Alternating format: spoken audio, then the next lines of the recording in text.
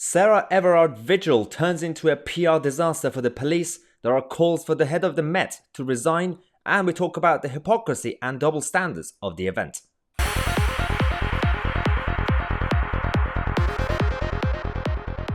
Hello everyone and welcome to today's first program. I'm sure you've all heard the news about last night in London, a vigil that turned into a protest and then turned into a PR disaster for the Met. Now we're going to be very objective in this video. I'm going to try my best to be very objective. I'm going to target every single group and individual who's been wrong since last night. But this is what we had initially. Started from being a peaceful vigil for Sarah Everard, and then we had the police intervening, and people still stood there. There were a number of people who were there to just cause trouble, as you know. There were a number of lefties there, but a lot of ordinary people out there to just pay their respect. The event turned into this, and finally this. I'm also going to, in this video, talk about this specific woman who's a left-wing activist and an actress, but again, because I know there will be a lot of comments about this. But generally speaking, I'm not going to show most of the footage because you've already seen it, but it's also graphic. But this is what we had as an example.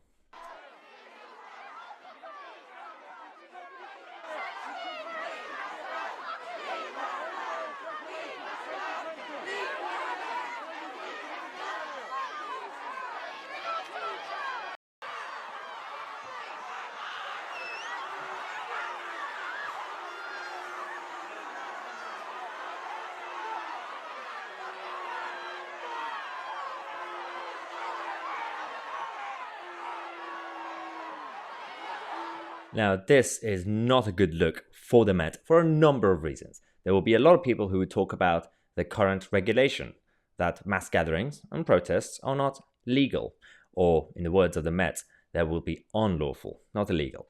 And also the issues with the double standards of policing, left-wing marchers, right-wing marchers, neutral marchers. We're going to talk about all this, but let's not forget that two people responsible for the behavior that we saw from the Met last night are these two people.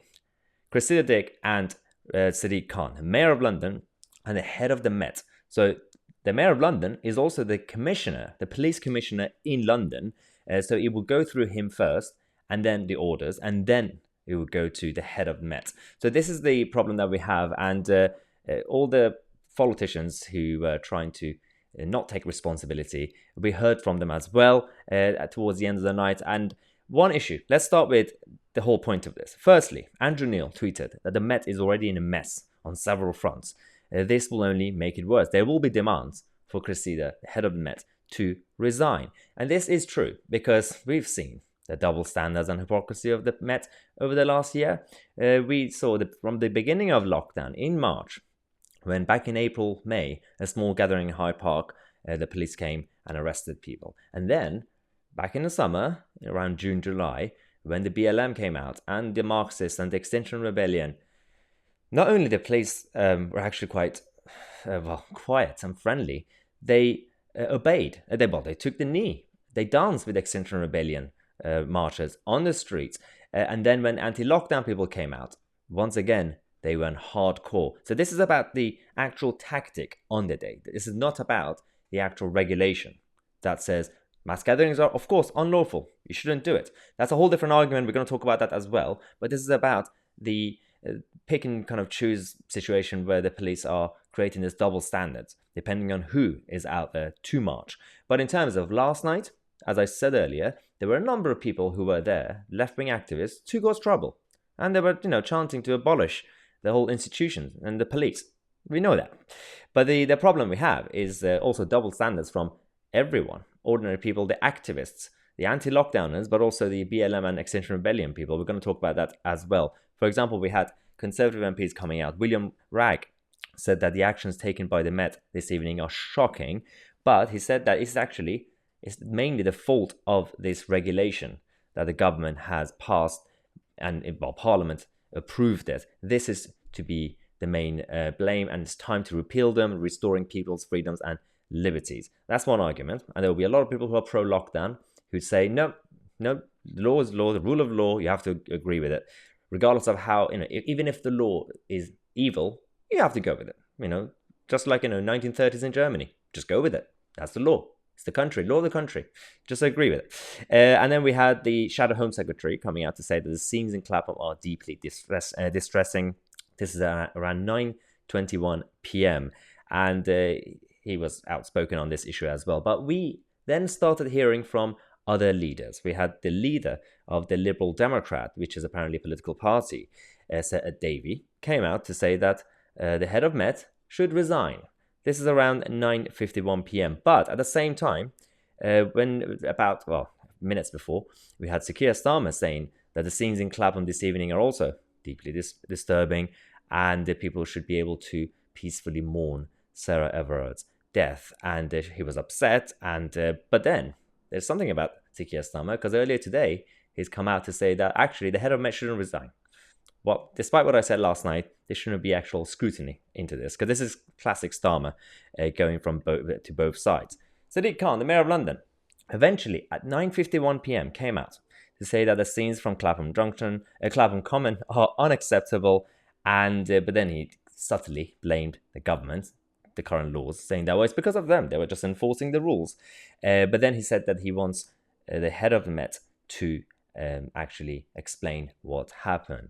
We had minutes later, literally 4 minutes later, Priti Patel, the Home Secretary, who is their boss, actually tweeting saying that some of the footage is upsetting. And I've asked the Metropolitan Police for a full report on what happened. So everybody came out. The leaders of political parties mostly came out, except for the Prime Minister, Boris Johnson. He remained quiet to stay away from trouble. But again, there will be a lot of people who are quite upset, saying that, well, the leader of the country hasn't said anything. He didn't have to pick a position, just say something.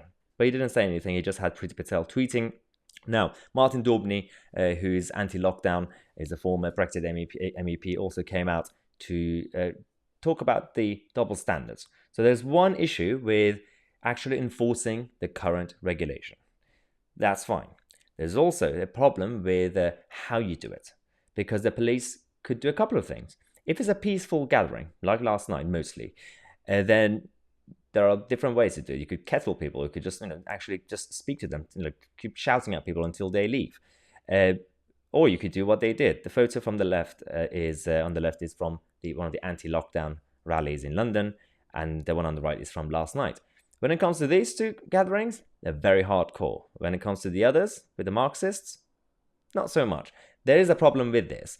But on the other hand, when it comes to the current regulation that's been passed by Parliament and this government, and there is discussion. Big Brother Watch actually said that whether or not protests are legally prohibited remains unclear. This is according to the actual regulation. So that's why Cressida, the head of Met, actually says that it's unlawful. There's also a problem with how you actually want to translate this into real life and practical life, because the police could actually pick and decide what sort of gathering and what sort of rally should actually be dealt with, and which one of them they could actually ignore. So this is the thing. People who think that this ban is a blanket ban in that sense, technically it's not, because they don't even know how to explain to themselves if they want to deal with a specific gathering or not. On the other hand, we have scientists, almost all scientists, including SAGE members, including Valence and Whitty, have come out to say that there is little evidence showing that outdoor gatherings, specifically marches, will actually create a spike in new cases. And I reiterate that our view has always been, and is clear, I think, in the SAGE papers, that outdoor is much lower risk than indoors, but it's not completely risk-free. And it is the case that I think it's difficult to see how things like large beach gatherings and so on, and indeed I think the same was the case in a protest march in New York, where they didn't really see any spikes after that. That's the thing. So there's been research and evidence from all the recent gatherings over the last year, including Cheltenham, which actually shows people who are very concerned about the virus and the lockdown, and they follow all the rules, who say that no, regardless of the regulation or any of that, it should just be illegal, any gathering, because they're scared of new cases. Well, the evidence shows that when it comes to outdoor gatherings, the risk is very, very tiny. In fact, if the Met officers are going around grabbing people, breathing onto them, of course that's going to make things more difficult. So it's actually the Met officers who are creating a problem by storming into these gatherings, and then there will be definitely no social distancing. This is one issue with the regulation as well. But then Home Office spokesperson has come out to say that the Home Secretary has read the report, this is today, provided by the Metropolitan Police, and feels like there are still questions to be answered. That's why there's now going to be a new review into what exactly happened. Sadiq Khan's also come out to say that he doesn't accept the explanation that the head of Met has given him. We know exactly what he's doing. He's trying to basically be like, I'm not to be blamed. I've got nothing to do here. I'm just the mayor. No, you're not just the mayor. You're also the police commissioner when it comes to London, Greater London. So he has to take some sort of responsibility, but we still haven't heard anything from him. On the other hand, as I said, there were a lot of people there who were just there to cause trouble, left-wing activists. Today, as I'm making this program, there are people right now in central London, outside Parliament, talking about cancelling and abolishing our institutions, including the police. So, you could criticise the Met. You could criticise the orders they receive. You could criticise individual officers for making a mistake or doing something wrong.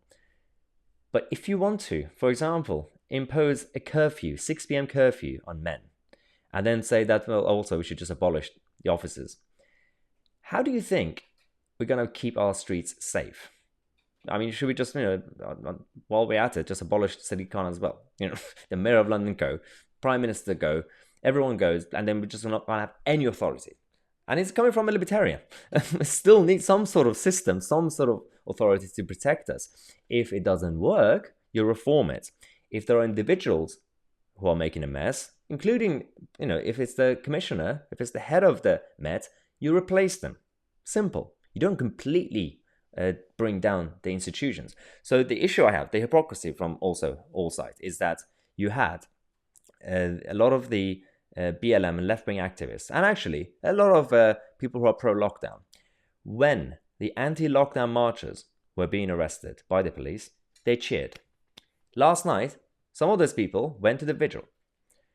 And when they got arrested, they said that, oh, the police are too harsh. Really?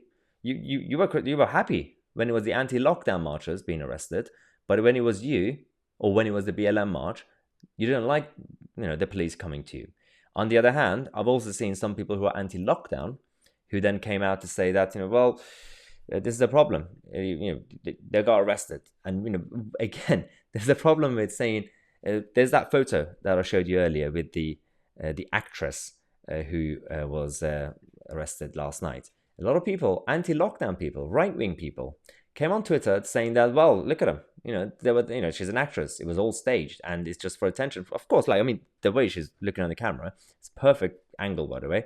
Yeah, she's an actress. She wants to get attention. And there were a lot of left-wing people there. Some of the anti-lockdown people, some of the conservative people are actually saying that, well, because they were left-wing, they shouldn't be allowed to protest. They should be arrested. Literally next week, I think in a couple of weeks, we're going to have the anti-lockdown march again. So we should be allowed to protest. Conservatives should be allowed to protest. Anti-lockdown people should be allowed to protest. But left-wing people should just be arrested because she's an actress, because she's a left-wing activist. That's just not right. So, unless you're tribal, if you actually try to understand the objectivity of this message, then you'll know that there is a problem when it comes to double standards from activists, different tribes, politically, and also the police in general. But we have to wait and see what's going to happen to the head of the Met, because a lot of pressure's on her, despite the fact that the Home Office says that they have full confidence in Cressida. That actually means that she's probably going to go soon. But in the next program, I'm going to talk about what Priti Patel is going to do with illegal migrants and left-wing activist lawyers. Don't hold your breath, just in case. Thanks again for watching. Do not forget to subscribe to the channel. That's the best way to stay up to date with all the daily programs that we have on this channel. Thanks again for watching. I'm Tousi, and I'll see you guys in the next video.